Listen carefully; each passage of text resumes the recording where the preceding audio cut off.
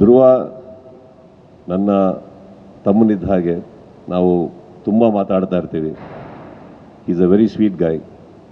ನೋಡೋದಕ್ಕೆ ಸ್ವಲ್ಪ ಮಾತೇ ಆಡಲ್ಲ, ಗುರ್ರ ಅನ್ನೋ ಥರ ವ್ಯಕ್ತಿ ಅಂತ ಕಾಣ್ತಾರೆ ಅವರು, ಆಗಿಲ್ಲ. Is a very sweet boy. And Dhananjay ತುಂಬ ಹಳೆ ಪರಿಚಯ. ಅವ್ರ ಫಸ್ಟ್ ಸಿನಿಮಾ ಕ್ಲಾಪ್ ಮಾಡಿದವನು ನಾನು. ಅಲ್ಲಿಂದ ಹಿಡಿದು I think is a wonderful talent ನಮ್ಮ ಚಿತ್ರರಂಗದ್ದು. ಆ್ಯಂಡ್ ನನಗೆ ಭಾಳ ಹತ್ತಿರವಾದಂಥ ವ್ಯಕ್ತಿ, ಕ್ಲೋಸ್ ಇರೋ ವ್ಯಕ್ತಿ. ಶಿವಣ್ಣನ ನಾವು ಪ್ರೀತಿಸೋ ವ್ಯಕ್ತಿ. ಓಕೆ, ಅವ್ರು ನಮಗೆ ನಿಂತಿರೋವಂಥ ವ್ಯಕ್ತಿ ಅಂಥದ್ದು ಟೈಮಲ್ಲಿ. So I think it's nice that ಅವ್ರು ಮಾಡಿರೋದು. That's very very sweet of them. I don't know, ಇದು ಮ್ಯೂಚುವಲ್. ಇವರೇ ಅವ್ರದ್ದು ಬಂದಾಗ ಅವ್ರ ಫ್ಯಾನ್ಸ್ ಎಲ್ಲ ನಮ್ಮ ಹತ್ರ ಬರ್ತಾ ಇರ್ತಾರೆ, ಲಾಂಚ್ ಮಾಡಿಕೊಡಿ, ಕ್ಯಾಲೆಂಡರ್ ಮಾಡಿದ್ದೀವಿ, ಅದು ಇದು ನಾವು ಲಾಂಚ್ ಮಾಡಿಕೊಡ್ತಾ ಇರ್ತೀವಿ. It's A mutual thing in the industry, but it's very sweet of them. I was very happy when I saw that.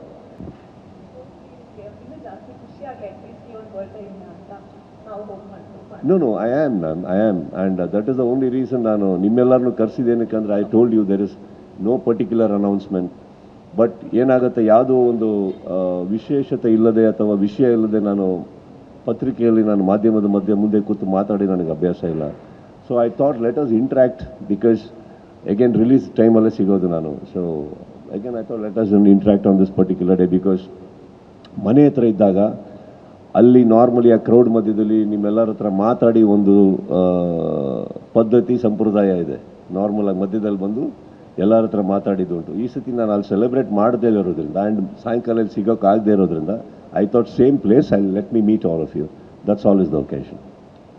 Sir, 50ನೇ ವರ್ಷದ ಹುಟ್ಟುಹಬ್ಬದ ಸಂಭ್ರಮದಲ್ಲಿ ಹೇಳಿದ್ರಿ ಸರ್, ಡೈರೆಕ್ಷನ್ ಪ್ಲ್ಯಾನ್ ಅಂತ ಅಂದ್ಬಿಟ್ಟು ಒಂದಷ್ಟು ಅಂದ್ಕೊಂಡಿದ್ದೀನಿ ಅಂತ, ಏನಾದ್ರು ಈ ವರ್ಷ ಆಗ್ಬೋದಾ ಸರ್? ಫ್ರ್ಯಾಂಕ್ಲಿ ನನಗೊಂದು ತುಂಬ ಖುಷಿಯಾದಂಥ ಒಂದು ಕತೆ ಬರೆದಿದ್ದೀನಿ. ನನಗೆ ತುಂಬ ಖುಷಿಯಾದಂಥ ಒಂದು ಕತೆ, ವಿಭಿನ್ನವಾಗಿದೆ ಅದು.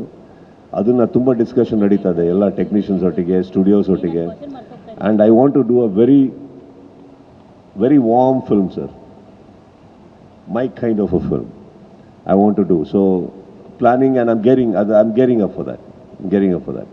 ಸರ್, ಆವಾಗಲೇ ಹೇಳಿದ್ರಿ ಐ ಲೈಕ್ ದ ವೇ ನೀವು ಕಂಫರ್ಟೇಬಲ್ ಮಾಡ್ಕೊಂಡ್ರಲ್ಲ ನಿಮಗೆ ನೀವು. I am very thank you sir. ಈಗ ನೀವು ಹೇಳಿದ್ರಿ ರಾಜಕೀಯಕ್ಕೆ ಬರ್ಬೋದು ನಾನು ಅಂತ ಹೇಳ್ಬಿಟ್ಟು, ಯಾವುದಾದ್ರೂ ವಿಷಯ ನೋಡಿದಾಗ ಅದರ್ವೈಸ್ ಯಾರನ್ನಾದ್ರೂ ನೋಡಿದಾಗ ನನಗೆ ರಾಜಕೀಯಕ್ಕೆ ಬರಬೇಕು ಅಂತ ಅನಿಸುತ್ತೆ ಅಂತ ಹೇಳಿದ್ರಿ. ಸೊ ಅಕಸ್ಮಾತ್ ನೀವು ರಾಜಕೀಯಕ್ಕೆ ಬಂದರೆ ನೀವು ಚೇಂಜ್ ಆಗ್ತಿರೋ, ಇಲ್ಲಿ ರಾಜಕೀಯ ಚೇಂಜ್ ಮಾಡ್ತಾರೋ ಗೊತ್ತಿಲ್ಲ. ಯಾಕಂದರೆ ಇಲ್ಲಿವರೆಗೂ ಬಂದಿರೋರೆಲ್ಲ ಅವರೇ ರಾಜಕೀಯದೊಳಗಡೆ ಹೊರಟೋಗ್ಬಿಟ್ಟಿದ್ದಾರೆ. ಸೊ ನೀವೇನಾದರೂ ಬಂದರೆ ಇಂಥದ್ದೊಂದು ವಿಷಯದ ಮೇಲೆ ಒಂದು ನಟ್ಟು ಬೋಲ್ಟನ್ನ ಟೈಟ್ ಮಾಡ್ತೀನಿ ಅಂತಂದರೆ ಯಾವ ಒಂದು ವಿಷಯ ನೋಡಿದಾಗ ನಿಮಗೆ ನಾನು ರಾಜಕೀಯಕ್ಕೆ ಬರಬೇಕು ಅಂತ ಅನಿಸುತ್ತೆ ಸರ್? ಇವಾಗ ನೀವು ಹೇಳಿದ್ರಲ್ಲ ಹೋದವರೆಲ್ಲ ಚೇಂಜ್ ಆಗ್ತಾರಂತ, ಚೇಂಜ್ ಆಗ್ತಿದ್ದಂಗೆ ನಾನು ಟೈಟ್ ಮಾಡ್ಕೋತೀನಿ ಫಸ್ಟ್. ಅದು ಬಿಟ್ಟು ಇನ್ನೊಂದು, ನೀವು ಏನು ಹಿಂಟ್ ಕೊಡ್ತಾ ಇದ್ದೀರಿ ಅವಾಗಿಂದ ಡಿ ಕೆ ಸಾಹೇಬ್ರ ಬಗ್ಗೆ, ಹೌದೌದು ಅವ್ರ ಬಗ್ಗೆ ಹೇಳಿದ್ದು ನೀವು, ನಟ್ಟು ಬೋಲ್ಟು ಅಂತ ಹೇಳಿದ್ರಿ. ಇನ್ಯಾರು ಹೇಳಿದ್ರು? ನಟ್ಟು ಬೋಲ್ಟು ಅಂದ್ರೆ ಅವರೊಬ್ಬರೇ ಬರೋದು ಪ್ರಸಿದ್ಧವಾಗಿ. ಅಂತಂದ್ರೆ ನಾನು ಜಸ್ಟ್ ಆ ಒಂದು ವರ್ಡ್ನ ನೀವು ಕೇಳಿದ್ರೆ ಡೈರೆಕ್ಟ್ ಆಗಿ ಕೇಳು, ಯಾವ ಇಲ್ಲ ಬೇರೆಲ್ಲೂ ಕೇಳ್ಬೋದಿತ್ತು. ನೀವು ನಟ್ಟು ಬೋಲ್ಟ್ ಅಂತ ಯಾಕೆ ಹೇಳಿದ್ರಿ? ಅದೊಂದು ಕನ್ನಡ ಚಿತ್ರರಂಗದಲ್ಲಿ ಒಂದಷ್ಟು ಫೇಮಸ್ ಆಗೋಗ್ಬಿಟ್ಟಿದೆ ಆ ವರ್ಡ್. ಸೊ ಅವರು ಹೇಳ್ದಾಗಿಂದ, ಯಾರು ಹೇಳ್ದಾಗಿಂದ? ಡಿ ಕೆ ಸಾಹೇಬ್ ಮತ್ತೆ ಅದೇ ಹೇಳ್ದಾಗಿಂದ ಫೇಮಸ್ ಆಗೋಗ್ಬಿಟ್ಟಿದೆ. ಸೊ ಅದಕ್ಕೆ ಇಲ್ಲಿ ಲಿಂಕ್ ಮಾಡಿ ಈ ತರದೊಂದು ಟಾಪಿಕ್ಗೆ ಆ ತರ ಫ್ರಾಂಕ್ ಆಗಿ ಹೇಳ್ತೀನಿ ಕೇಳಿ.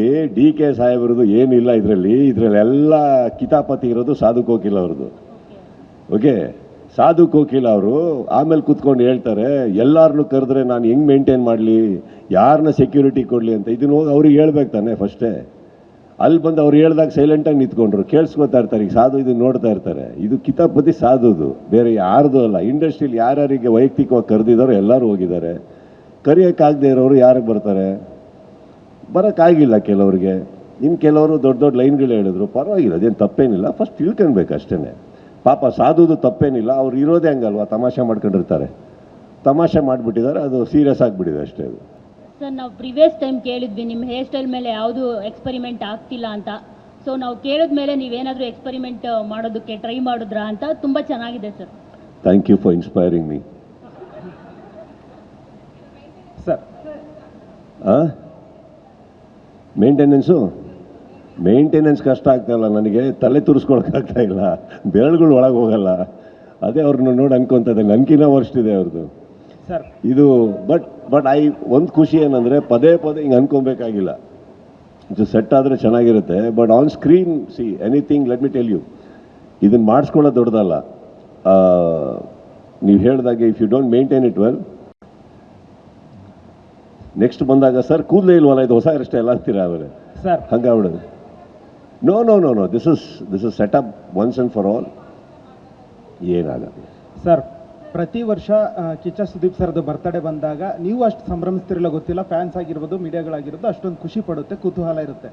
ಆದರೆ ನಿಮ್ಮ ಬದುಕಲ್ಲಿ ಹಲವು ವರ್ಷಗಳು ಬಂದೋಗಿದೆ ಹುಟ್ಟುಹಬ್ಬ ದಿನ. ಆದರೆ ನಿಮಗೆ ಬೆಸ್ಟ್ ಗಿಫ್ಟ್ ಯಾವುದು? ಅಮ್ಮ ಕೊಟ್ಟಿರೋದಾಗಿರ್ಬೋದು ಅಥವಾ ಪ್ರಿಯಾ ಮೇಡಮ್ ಕೊಟ್ಟಿರೋದಾಗಿರ್ಬೋದು, ಯಾವುದು ಬೆಸ್ಟ್ ಮೂಮೆಂಟ್ ನೆನ್ಪು ಮಾಡ್ಕೊಳ್ಳೋದಾದ್ರೆ ನಮ್ಗೆ ತಿಳಿಸೋದಾದ್ರೆ? ಫಸ್ಟ್ ಮೂಮೆಂಟು ನನ್ನ ಫ್ಯಾಮಿಲಿ ಆಗಲಿ, ನನ್ನ ಸಹೋದರ ಆಗಲಿ, ಅಣ್ಣ ತಮ್ಮ ಬಂಧು ಬಾಂಧವ ಯಾರೂ ಇಲ್ಲದೆ ಇರೋ ಒಬ್ಬ ವ್ಯಕ್ತಿ ಗೇಟ್ ಹತ್ರ ಫಸ್ಟ್ ಬರ್ತಾರೆ, ಒಂದು 4-5 ಜನ ಸೇರಿಕೊಂಡು.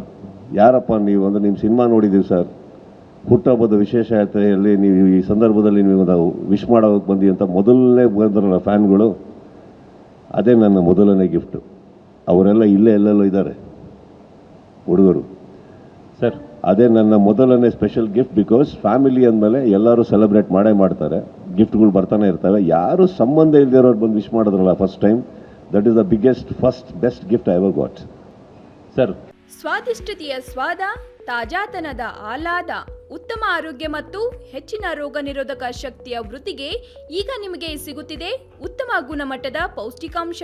Shri Vaidik millet health mix, ಇದು ಸಿರಿಧಾನ್ಯಗಳ ಸಂಪತ್ತು.